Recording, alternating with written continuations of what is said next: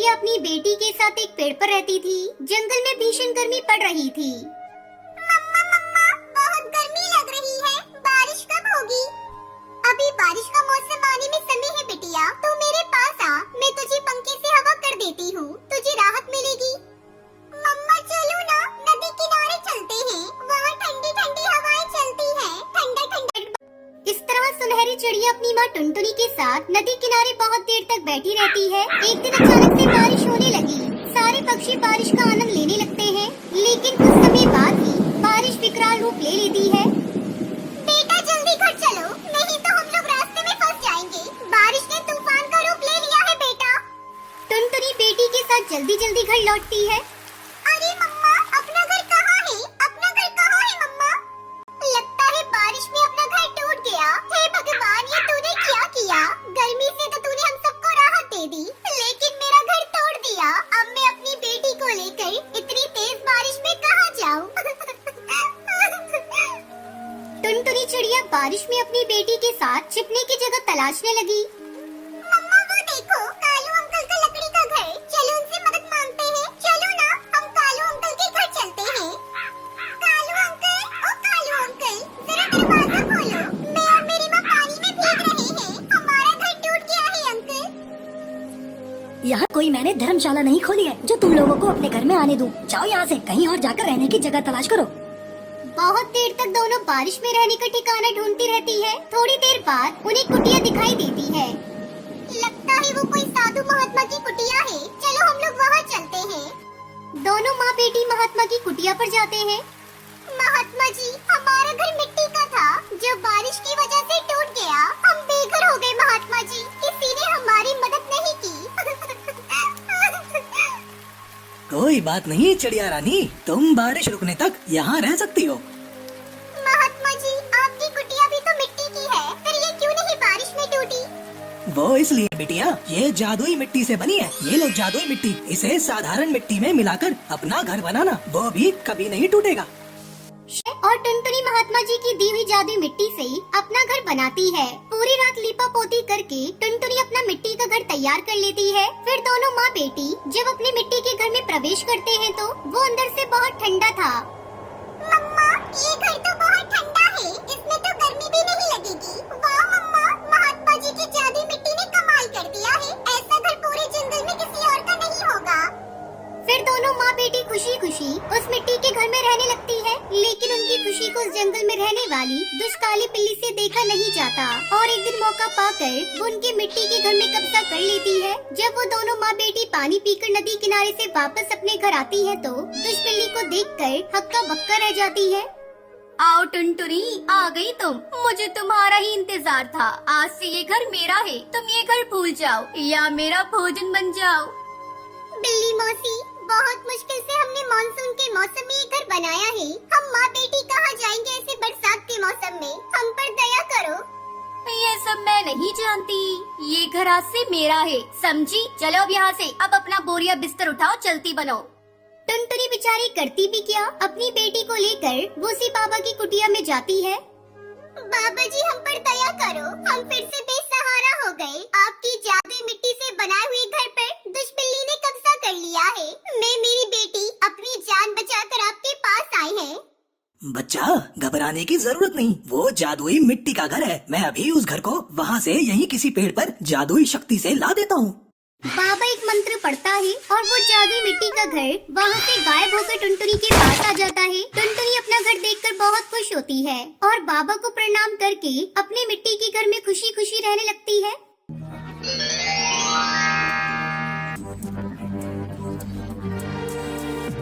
अरुणाचल प्रदेश के घने जंगल में कई पक्षी अपने परिवार के साथ बसेरा करते थे। उसी जंगल में टुनटुनी चिड़िया अपनी 3 बेटियों के साथ रहती थी।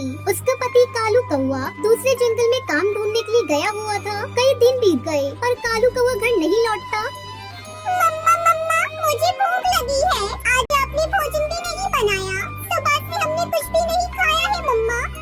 कहाँ से बनाते भोजन? तेरे पापा जो अनाज रख कर गए थे वो सारे खत्म हो गया। उन्होंने कहा था जल्द लौट आऊंगा, पर अभी तक नहीं आए। मैं कब से उनकी राह देख रही हूँ, कुछ देर और रुक जाओ मेरे बच्चों। बच्चे टुनटुनी भूखी थी और टुनटुनी उदास थी। तभी उसके पास उसकी पड़ोसन रसीली तोती आती है। तब तक आप लोग कमेंट में बताएं 43 - 27 कितने होते हैं। क्या हुआ टुनटुनी बहन, आज तुम बहुत उदास दिखाई दे रही हो और बच्चों की भी आवाज सुबह से नहीं आ रही है। कोई बात है क्या? मेरे बच्चे कल रात से भूखे हैं। घर में अनाज का एक दाना नहीं। मैं भोजन कैसे बनाऊं? मेरे बच्चे भूख से तड़प रहे हैं। अभी तक इसके पापा भी घर नहीं लौटे। जल्दी आने को बोल कर गए थे, पर अभी तक उनकी कोई खबर नहीं। अरे टुनटुनी, तू मेरे साथ चल। मैं भुल्लाबाज से कहकर तुझे अनाज दिलवा देती हूँ। जब कालू घर आ जाए तो भुल्ला को पैसे दे देना। वो टुनटुनी को लेकर भुल्लाबाज के पास पहुंचती है। भुल्ला भाई, ये मेरी पड़ोसन टुनटुनी चिड़िया है। इसका पति दूसरे जंगल काम ढूंढने गया हुआ है। बच्चे कल रात से भूखे हैं। कृपया करके थोड़ा अनाज इसे दे दे। ठीक है रसीली बहन, मैं तुम्हारे कहने से इस चिड़िया को अनाज दे देता हूँ, पर मेरे पैसे अगर समय से नहीं मिले तो तुम जानती हो। हाँ हाँ भुल्ला भैया, जैसे ही मेरे पति लौट कर आएंगे मैं आपके पैसे लौटा दूंगी। और रसीली बहन, आपका बहुत बहुत शुक्रिया। घर आकर टुनटुनी अपने बच्चों को भोजन बनाकर देती है। बच्चे खुशी खुशी भोजन करके सो जाते हैं। समय गुजरने लगता है। एक दिन भुल्लाबाज अपने बदमाश कौवे के साथ टुनटुनी के घर आता है। क्या रे टुनटुनी, तू मेरे अनाज खाकर आराम से घर पर पड़ी है। चल निकाल अनाज के पैसे, अब तुझे 2 गुना पैसे देने पड़ेंगे। भुल्ला भाई, कुछ दिनों की और मोहलत दे दीजिए। मेरे पति अभी तक नहीं लौटे। आप थोड़ा तरस खाएं मुझ पर। मैं बेसहारा चिड़िया जैसे तैसे करके अपने बच्चों को पाल रही हूँ। अरे ओ कालिए, चल 1-2 हवाई फायरिंग कर और इसके घर पर अभी के अभी कब्जा कर और इसका सामान निकाल बाहर फेंक। टुनटुनी की तीनों बेटियां खेल रही थी। उसे देखकर कालिया कौवा कहता है, मालिक, मुझे तो ऐसा लगता है ये चिड़िया झूठ बोल रही है। इसका पति कहीं नहीं गया। ये सब आपके पैसे न चुकाने के बहाने हैं। मैं तो कहता हूँ इसके घर को छोड़कर इसकी तीनों बेटियों को साथ लेकर चलते हैं। इन्हें बेचकर हमें बहुत पैसे मिलेंगे। अरे पहली बार तूने ढंग की बात कही है। कालिया शूटर और भुल्लाबाज टुनटुनी की बेटियों को लेकर जाने लगते हैं। छोड़ दो मेरी बेटियों को छोड़ दो। मैं सच कहती हूँ, मैं आपका पैसा जल्द चुका दूंगी। मेरे पति अभी यहाँ नहीं है। मैं झूठ नहीं बोलती। छोड़ दो मेरी बेटियों को। भुल्लाबाज टुनटुनी की एक नहीं सुनता। वो उसकी तीनों बेटियों को ले जाकर एक पिंजरे में डाल देता है। टुनटुनी अपनी किस्मत पर आंसू बहा रही थी।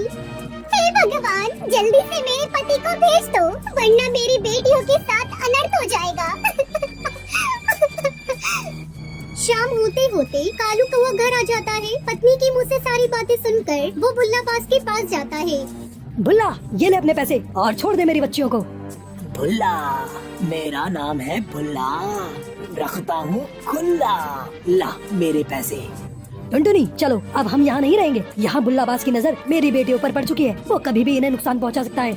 कालू कौवा अपनी पत्नी और तीनों बेटियों को लेकर पास वाले जंगल में चला जाता है। टुनटुनी, वो देखो, यहाँ बहुत ही गीली मिट्टी और मुल्तानी मिट्टी पड़ी है। तुम बच्चियों के पास बैठो, मैं अभी गीली मिट्टी लेकर आता हूँ और फिर उससे घर बनाएंगे। कालू कौवा गीली मिट्टी लेकर आता है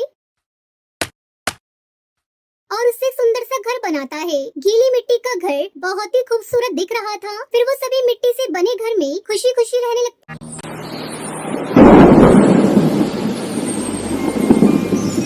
अलीगढ़ के जंगल में टुनटुनी चिड़िया अपने पति कालू कौवे के साथ रहती थी। कालू कौवा बर्गर बेचा करता था। जंगल में बारिश का मौसम शुरू हो गया था। कई दिनों से लगातार बारिश हो रही थी। हे भगवान, कई दिनों से मूसलाधार बारिश हो रही है। घर का राशन भी खत्म हो चला है और आज मैं बर्गर बेचने नहीं गया तो बच्चों को क्या खिलाऊंगा। चाहे कुछ भी हो जाए, मुझे अपने बच्चों के लिए बर्गर बेचने जाना ही होगा। टुनटुनी, तुम बच्चों का ध्यान रखना। मैं बर्गर बेचने जा रहा हूँ। बर्गर बेचकर जो पैसे मिलेंगे उससे मैं घर का राशन लेता हूँ। इतनी तेज बारिश में कहाँ जाओगे जी? मत जाओ, चारों तरफ पानी भरा हुआ है। कौन तुमसे बर्गर खाने के लिए आएगा? मुझे मत रोको टुनटुनी, कई दिनों से घर पर बैठा हूँ। एक पैसा आमदनी नहीं हुई। अब नहीं जाऊंगा तो भूखे मरने की नौबत आ जाएगी। इतना कहकर कालू कौवा अपने बर्गर का ठेला लेकर चला जाता है। जंगल में चारों तरफ पानी ही पानी था। ऊपर से बारिश भी हो रही थी। बर्गर ले लो, बर्गर, गर्मा गर्म बर्गर ले लो। अरे ओ कालू भैया, इतनी बारिश में बर्गर बेच रहे हो? जरा मुझे गर्मा गर्म बर्गर खिलाना। हाँ रसीली भाभी, अभी आपको गर्मा गर्म बर्गर खिलाता हूँ। कालू भैया, आपको पानी में डर नहीं लगता? चारों तरफ जंगल में पानी भरा हुआ है। कहीं डूब गए तो क्या होगा तुम्हारे परिवार का? क्या करूँ भाभी, कई दिनों से घर पर बैठा हूँ, मेरी मजबूरी है। घर का सारा राशन खत्म हो चला है। आप ही पेट को भरने के लिए आंधी हो या तूफान, मुझे तो काम करना ही पड़ेगा। कालू को एक बार फिर से आवाज लगाता है। बर्गर ले लो, बर्गर, गर्मा गर्म बर्गर ले लो, बर्गर। बारिश का मौसम था, जिसके चलते कालू कौवे के सारे बर्गर जल्दी ही बिक जाते हैं। कालू कौवा बहुत खुश था। वो उन पैसों से अपने घर का राशन खरीदता है और घर की तरफ चल देता है। लेकिन रास्ते में ज्यादा पानी होने की वजह से उसका पैर फिसल जाता है और वो पानी में डूबने लगता है। उसका सारा सामान पानी में बहने लगता है। वो उन सामानों को पकड़ने के लिए पानी में इधर उधर जाने लगता है। पकड़ो पकड़ो मेरे राशन को, सारा सामान पानी में बह गया। अब मेरे बच्चे क्या खाएंगे? कालू को अपने सामान को पकड़ते पकड़ते काफी दूर बहकर चला जाता है। देखते ही देखते 2 दिन बीत गए, लेकिन कालू कौवे का कहीं आता पता नहीं था। टुनटुनी और बच्चों का रो रो कर बुरा हाल था। पिंकी के बापू, कहाँ हो पिंकी के बापू? जल्दी से घर आ जाओ, मुझे बहुत डर लग रहा है। टुनटुनी की रोने की आवाज सुनकर रसीली तोती सुंदरी कौवी भी वहाँ आ जाती है। टुनटुनी उन्हें सारी बात बताती है। तुम पागल हो गई थी क्या टुनटुनी? चारों तरफ जंगल में पानी भरा हुआ है, ऐसे में कालू को बर्गर बेचने क्यों जाने दिया तुमने? सब तुम्हारी गलती है। फिर सुंदरी कौवी वहाँ से चली जाती है। अचानक से टुनटुनी का घर टूट जाता है और पानी में गिर जाता है। वो अपनी बेटी के साथ पानी में गिर जाती है। तभी एक बाबा बाघ उसके पेट में टुनटुनी को बचा लेता है। फिर उन दोनों की ऊंची जगह पर ले जाता है। वहाँ पहले से कई पक्षी भी मौजूद थे। उन्हीं में टुनटुनी का पति भी था। टुनटुनी अपने पति को देखकर बहुत खुश हो जाती है। आप और यहाँ, मैंने तो आपकी उम्मीद ही छोड़ दी थी। मैं राशन लेकर घर लौट रहा था, तभी तेज पानी मुझे अपने साथ बहा कर ले गया।